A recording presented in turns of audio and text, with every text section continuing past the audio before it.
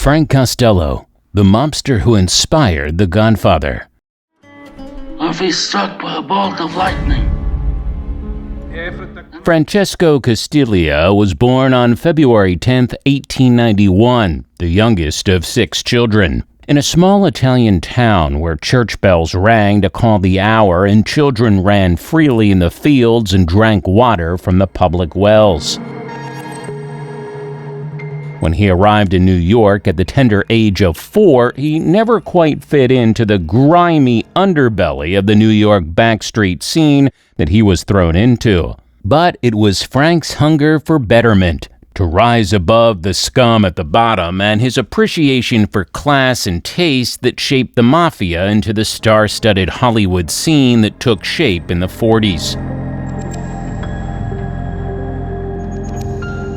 Las Vegas rose from the dust under Frank Costello's reign. Politicians had no hope of securing a seat without the Prime Minister's approval, and the elite scrambled for an invitation to his banquets. With Costello's rise came the end of chaos and discord amongst the houses. Frankie brought class, respect, and a level of sophistication that few would ever compare with ever again. In 1895, the Castiglia family got on boat and set off toward the New World from Italy, bound to dock in New York City. Francesco, because he was still so tiny, spent most of the trip curled up in a large iron cooking pot that his mother insisted on bringing along. The Castiglias, like so many others, came to the United States seeking to escape poverty. But East Harlem, New York was a far cry from the rolling green hills and the close-knit community that the Castiglia children were used to.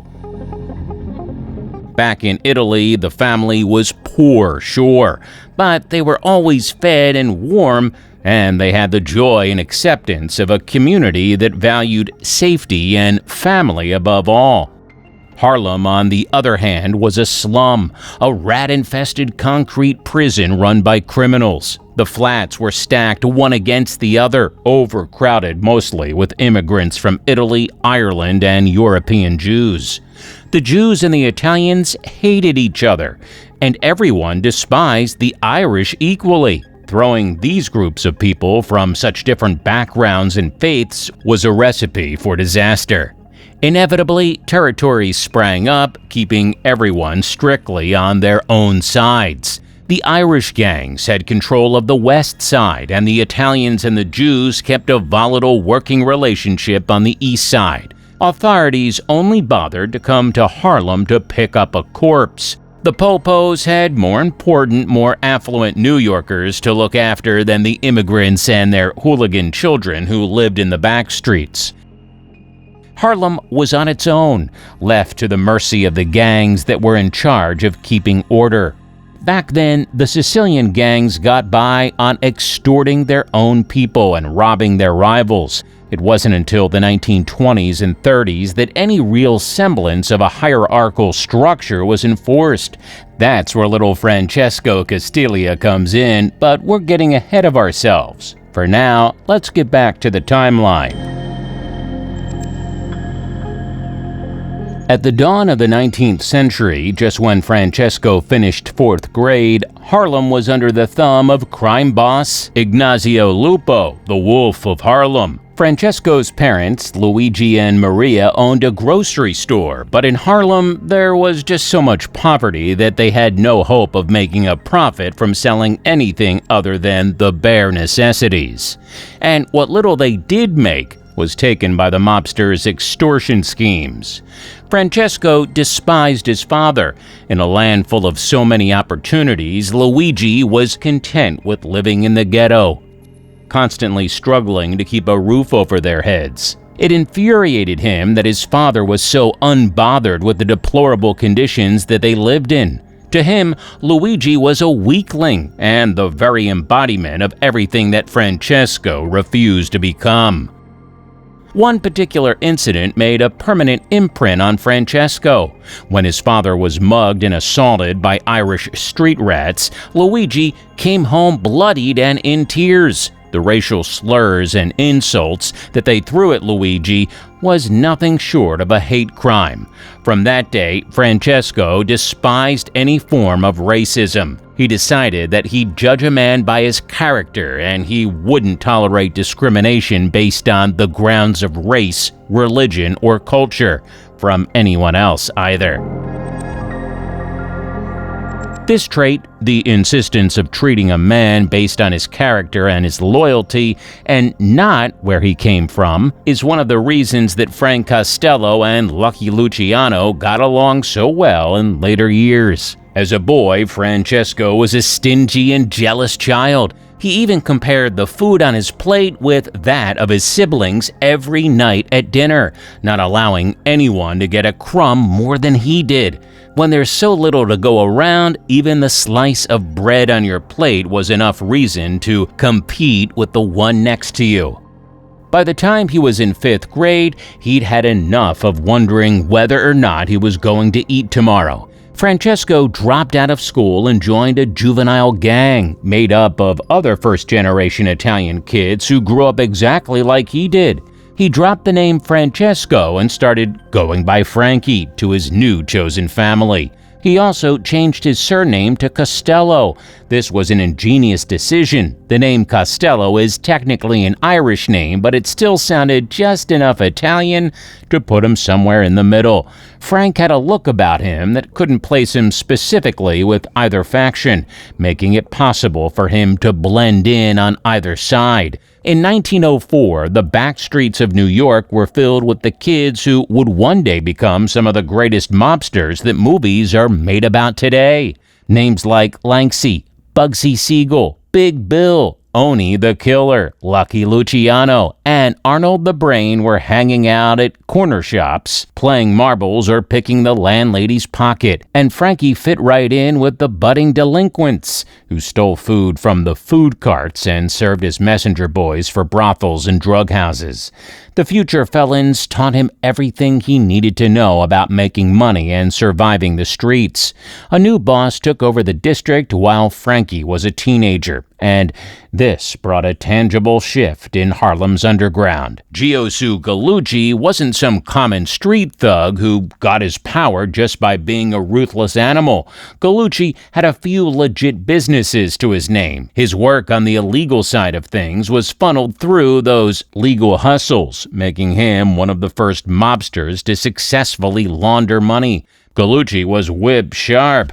The guy knew that the true key to his success lay in the politics and with the authorities. By getting on the good side of the politicians and keeping the cops in his pocket, Gallucci came as close to diplomatic immunity as a mobster could possibly get, leaving him free to conduct business without fear of prosecution. Frankie got to see this shift from chaos to organized crime firsthand, even though he never dealt with Gallucci personally. The change in Harlem was unmistakable. Scumbag black market dealers started wearing suits and trench coats, bejeweled by pretty girls who hung on their arms. Crooks still talk like Harlem, but now they dress like Manhattan. By the time he was 17, Frankie upgraded to burglary and pickpocketing. For the next 9 years, Frank found himself in and out of jail for various robbery and assault charges, slowly gaining the respect of the lower-level thugs. It's here that Frankie ran into Lucky Luciano when they both just so happened to be watching a movie at the same theater. Frankie's deep and husky voice was so distinctive that Lucky had to lean in to hear the older boy better. Frankie's raspy voice was the result of a botched tonsil removal procedure many years ago, and it's the reason we have the iconic performance from Marlon Brando in The Godfather. But Brando had to stuff his cheeks with cotton wool to achieve even a semblance of Costello's trademark tones. Frankie's voice was what drew Lucky's attention, and it was all the two teenagers needed to spark up a conversation. Both boys were natural leaders, they hated discrimination equally, and they also both had the ability to draw people to them. Lucky learned how to command his own factions by observing his new friend closely. Frankie just had a way about him. He didn't allow emotions to get in his way. He spoke softly and calmly, and Frankie used logic and reason before he resorted to violence. Frank Costello understood the balance between order and force perfectly. A lot of Luciano's success can be attributed to his observations from how Frank Costello handled people. In 1918, Frank married his teenage sweetheart, a Jewish girl named Loretta Geigerman. A few months after they got married, Frank was caught for another armed robbery. This time, the gun was found on him, and it earned him a year behind bars.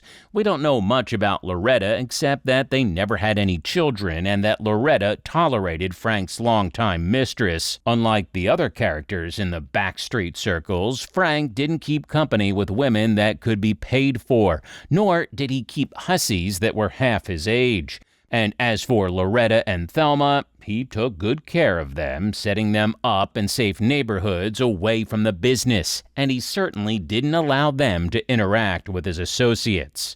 This skill of operating under the radar, even in the criminal underworld, is what makes Frank Costello such an enigma. And it's the real reason for his success. For his first 30 or so years on this earth, Frankie Costello played the field like a game of chess. He made friends, not enemies, gaining him the coveted position of consigliere to the mob. Consiglieres held a unique position within the Sicilian families. They weren't technically sworn in to any one house. Instead, they acted as mediators between factions when disputes arose. And for a person in this position to do his job properly, they needed to be on good terms with everyone. And that was Frankie to a T. He just naturally drew people to him, no matter where they fit in the social or criminal hierarchy. Even his friendships with the Jewish and Irish crooks were accepted. Anyone else who dared associate outside the Italian mobsters were considered traitors, and their loyalty was always in question. But not Frank. He didn't just deal with the other side, he did so openly, making no secret of his views on discrimination. When Frank got out of the slammer, he never carried a gun on him again, if he could help it. He became known for his aversion to violence. It's not that Frank was above that level of criminality. He was probably perfectly comfortable with the scores of mobsters dying around him during the many wars between families. It's just that Frank did not like getting his hands dirty. Besides, getting yourself caught with a weapon on your person was the perfect excuse for the police to shove you back in jail. And Frank had no intention of going back there again. Besides, killing a man, no matter if it was justified, was a sure way to make enemies. And Frank wasn't in the business of making enemies. He was here to make connections.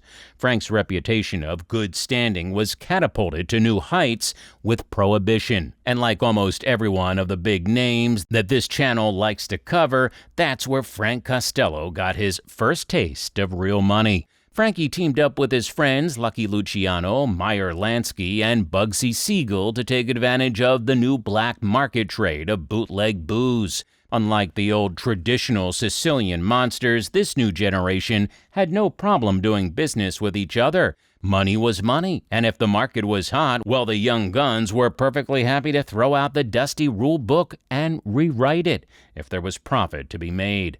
The two Italians and two Jews had one hell of a team. They didn't just push moonshine, they made it themselves. Their warehouses hidden in plain sight produced such good counterfeit whiskey that you couldn't tell it apart from the real deal. Frank Costello took charge of buying off the cops if they ever got wind of their warehouses or the trucks that were smuggling their secret spirits across the country.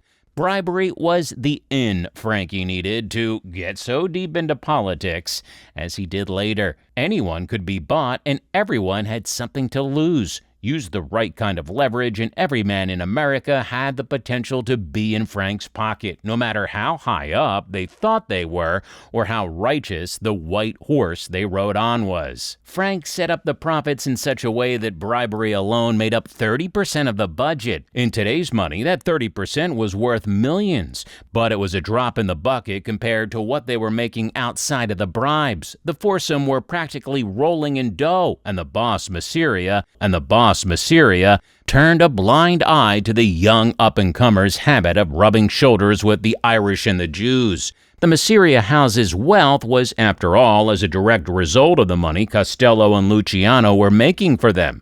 Their New Age operations were starting to infiltrate the old dogs, who were just too happy to accept these liberal views, if it came with dollar signs. Frank, always somewhere in the middle, placed himself in a position where he'd never be directly involved with the deeds that carried a prison sentence, but just close enough that he could profit of those swindles by the biggest margin possible. His under-the-table bribes were an invaluable asset to the Mafia family, and everyone else for that matter. Vito Genovese was another one of their business partners who usually tagged behind Lucky Luciano. Genovese and Frankie got off on the wrong foot from the get-go. Genovese didn't want to deal with the Jews, and he made it clear that he thought Costello was a race traitor for eating at the same table as the Jews. Costello reminded Genovese that he was an immigrant himself and that he could stick his racism where the sun don't shine,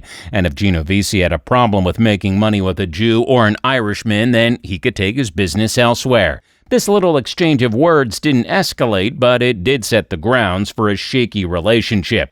Both Genovese and Costello were devoted to Luciano, Genovese more so for the monetary gain than anything else. And if Luciano ever had to pick a side, then he'd throw Genovese to the dogs in favor of Costello, who he considered his brother from another mother. So Genovese bided his time, waiting for an opportunity to take Costello out, but that chance wouldn't come for a few more decades. Luciano and Costello were quickly absorbed into the Mafia family. Joe the Boss Mafia was the head of the house at that time, and even though Joe was old school, his traditional values took a back seat when it came to the ridiculous amounts of money that the young guns were making for him. Lucky got sworn in, but Costello kept his position as consigliere. Mafia and his men considered Costello as one of their own anyway, and the matter wasn't pushed upon him any further.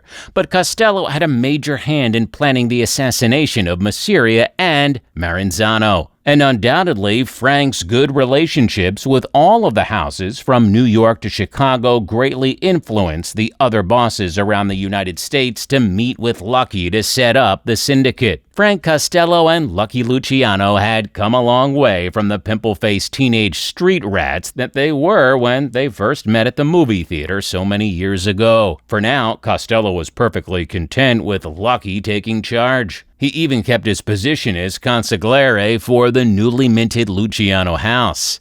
With his success in the illegal alcohol trade, Frank extended his business ventures to more legit streams of income, like real estate and oil. This gave him status outside of the Mafia. Costello was now a man with enough wealth to attract the attention of senators, mayors, and politicians. He'd always liked keeping company with a better class of people. Frank had no interest in mingling with street thugs. If he wasn't dealing with the bosses directly, then he was socializing with the New York upper class. With this new level of success, Costello wasn't just paying off judges, he was dining with them.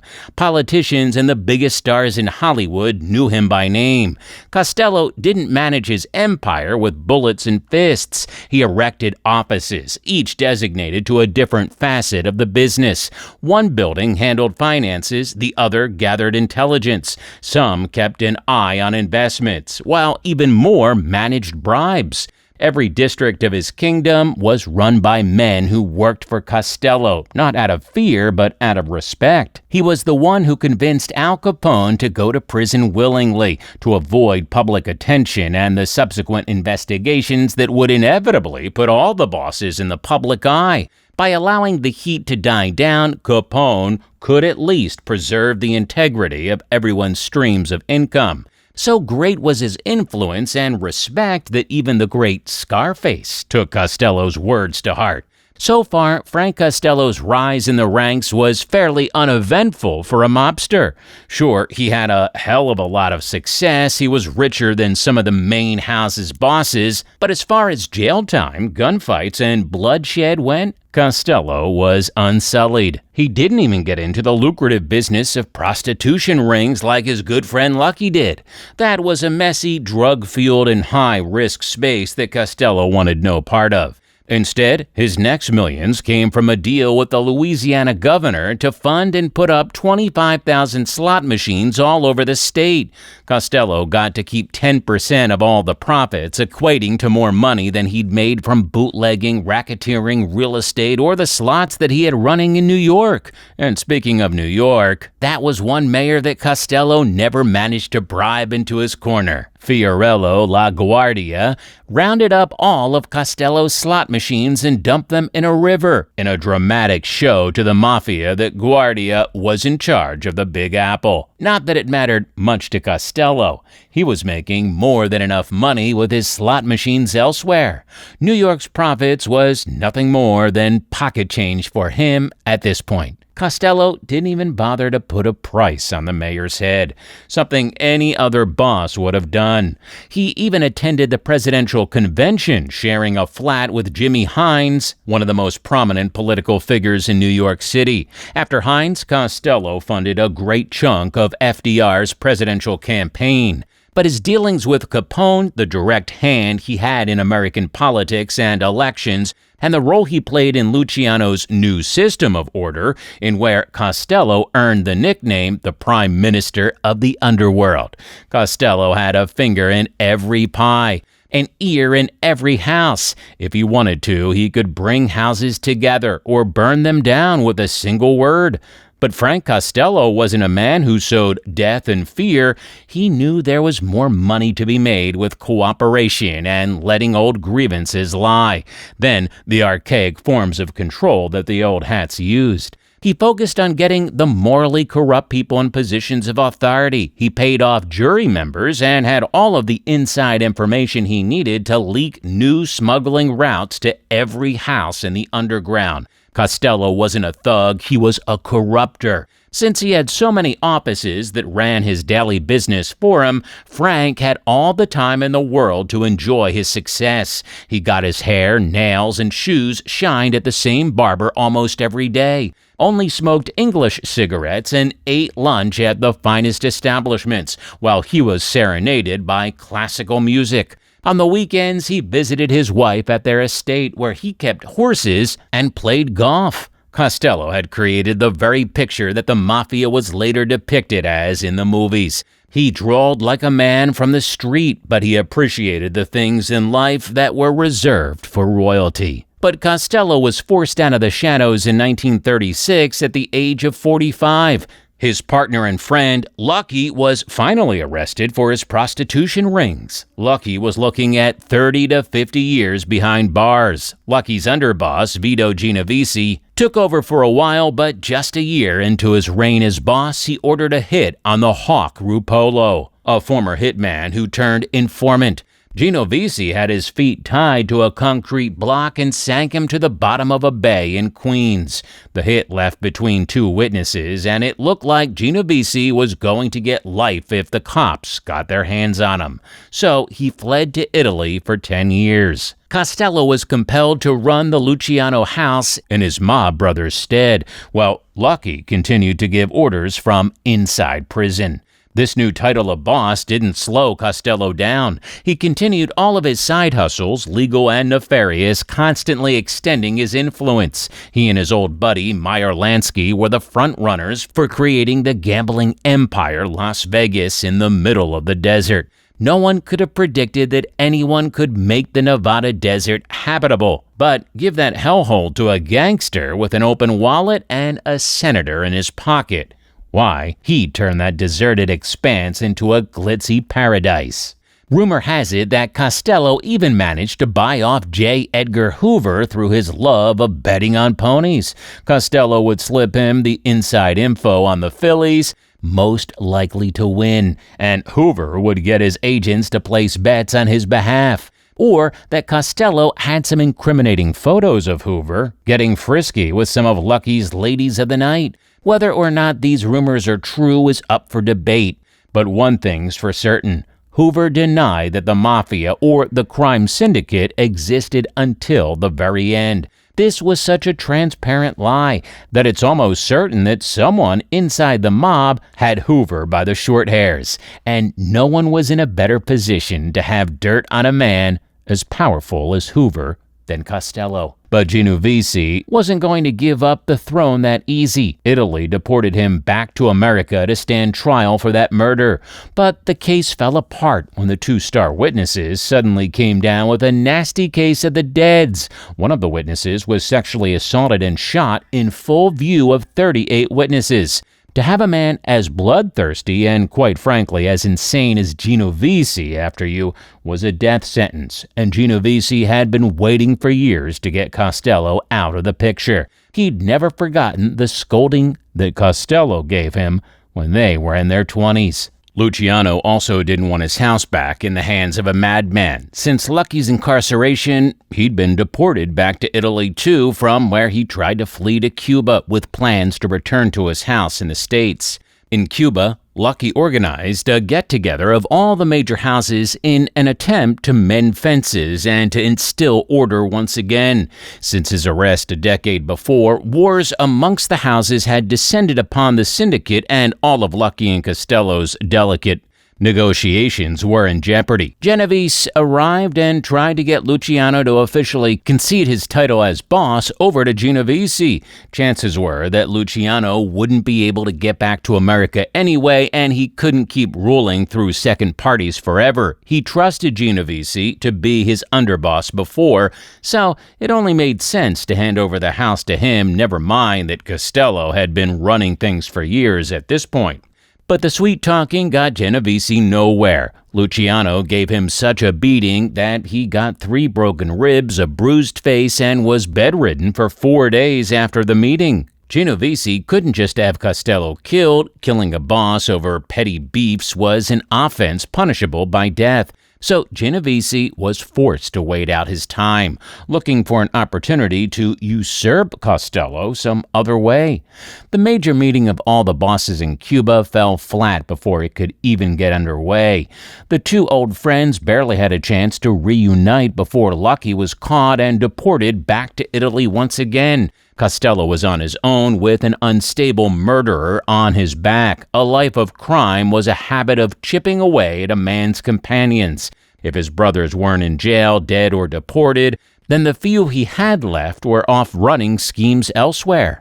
In the late 40s, Costello felt more alone than ever. He'd accumulated all the wealth a man could possibly want, and he had none of his closest friends with him. The only people he consorted with were the ones who needed to stay on his good side to procure his funding and his favors. 1951 rolled around. Costello still had Genovese to deal with and several other wars between houses, but this year came with the first official inquest into the Mafia. The amount of public and court pressure could no longer be ignored. No matter how many bribes or the amount of dirt Costello had on J. Edgar Hoover, the FBI could no longer hide the fact that the Mafia existed. The Kefauver hearing started with Costello taking center stage. He wasn't the only mobster being brought in for questioning, but his backhanded responses and refusal to answer any questions was TV gold, and the public ate it up.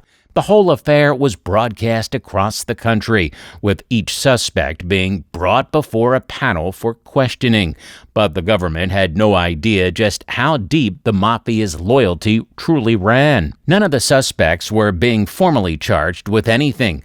It was all a show to scare them into confessing or slipping up. But Costello folded his arms and simply refused to crack under the pressure, and everyone else followed suit. Even the houses that were at war with each other didn't rat their enemies out. The laws of Omerta compelled them all to stand their ground. There is no lower form of being than a snitch, after all. After a few minutes of hostile questioning, Costello declared that he was not under arrest and therefore under no obligation to be there at all. And with that, he simply walked out of the courtroom. That little performance earned Frank Costello an 18-month sentence for contempt before he could get out again. Authorities managed to slap a few tax evasion charges on him, too. The Mafia came out victorious, and the FBI and the courts were the laughingstock in the underground. But Costello's incarceration throughout the 50s gave Genovese the gap he needed to start sowing seeds. Costello kept the Luciano name on the house, even though Luciano was in Italy. Costello was the boss in every way, but he never officially declared himself boss out of the respect for his lifelong friend, the founder of the Luciano Empire and the engineer behind the syndicate. But everyone considered Costello the boss, and he was happy to avoid carrying the title while still having all the power. Genovese took out Moretti, Costello's underboss and the person who ran things for him while Costello was in prison. Genovese got away with this because Moretti was in the final stages of syphilis, and the condition was starting to affect his judgment and faculties. It wasn't unexpected. Moretti rolled around with Luciano's girls every chance he got, after all. The other houses agreed to the murder because Moretti was obviously in no fit state to run anything anymore. Genovese also made business deals and alliances with the people who would be most likely to stand in Costello's corner. By the time Costello walked out of the brig, he found that he suddenly had very few allies left. His years of painstakingly building relationships and making connections was about to be brought down by Genovese's tampering. Costello, ever the pacifist, did not put out a hit on Genovese. Genovese took this as a sign that Costello was finally weak enough to justify taking him out. He sent out a man called Vincent the Chin Giganto to ambush Costello in the lobby of his New York apartment just as Costello was returning home. Vincent the Chin shot Costello once in the head and fled the scene, but the bullet only grazed Costello's skull and he survived the attack. What Costello did next earned him the respect he'd lost while he was behind bars. Police found Vincent and dragged him to court, but Costello, driven by the code of omerta, claimed that he'd never seen Vincent before in his life. Never mind the stacks of evidence that the two had met on several occasions through the years, and it was clearly Vincent who'd shot him. This ballsy move made it possible for the hit on Costello to be lifted, and he even got to separate his businesses from the house and keep them for himself. A severance package, if you will, but Genovese won the coup at the end of the day, and his show of leniency toward his bitter old rival was never really laid to rest in his heart. He just couldn't risk losing face now that he finally got what he wanted. He took over the Luciano house and rebranded it after his own name. Genovese also started going by Don Vito. In Italian, this translates to Boss Vito. Don Vito was finally the boss. After years of vying for the seat, he'd gotten his wish. The courts weren't happy with Costello for refusing to snitch yet again, so they piled some more tax evasion charges on the Prime Minister, giving him 4 more years behind bars. After just a year in prison, Genovese joined him at the same institution for drug trafficking. This was a disaster. The prison was going to break out in an all-out riot with the two arch-enemies in the same building. Both had so much money and power that the prisoners were willing to kill to get on one of their good sides. Genovese would have let the events play out, inevitably leaving dozens dead.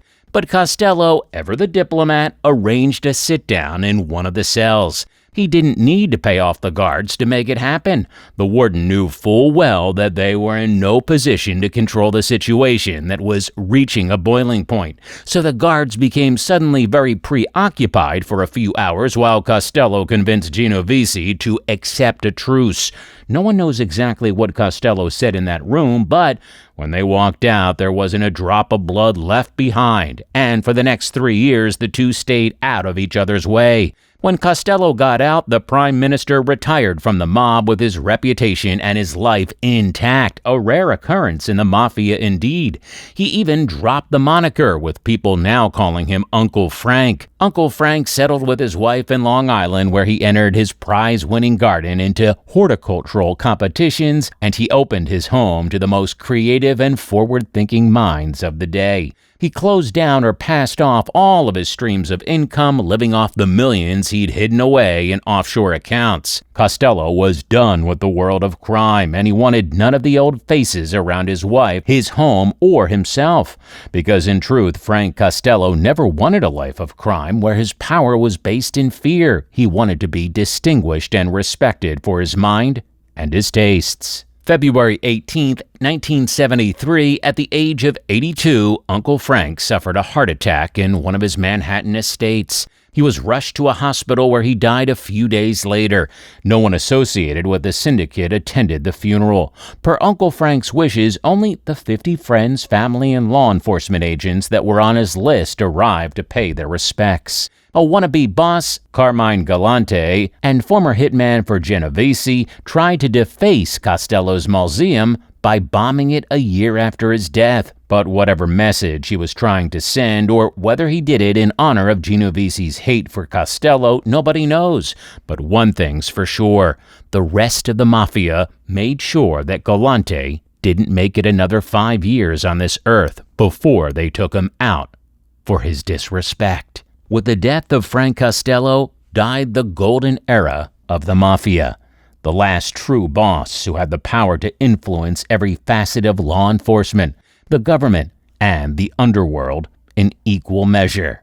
No one before or after him could ever claim to be a true criminal diplomat the way Frank Costello did.